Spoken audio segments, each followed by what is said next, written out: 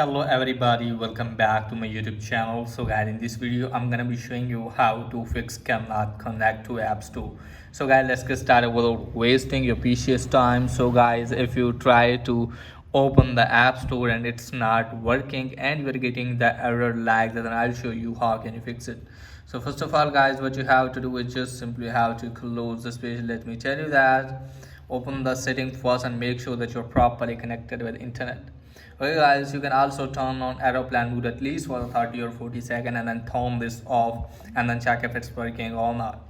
If it's still not working for you guys, then what you have to do guys, just simply have to scroll it down, then tap on channel, tap on software update, and from here guys just simply have to update your device to the latest iOS version, and then go back from here, then scroll it down and then tap on date and time and make sure that your date and time is correct, and just simply have to turn on set automatically, and then go back from here, scroll it down, tap on transfer reset, tap on reset. Just simply have to reset your network setting and then force restart your device.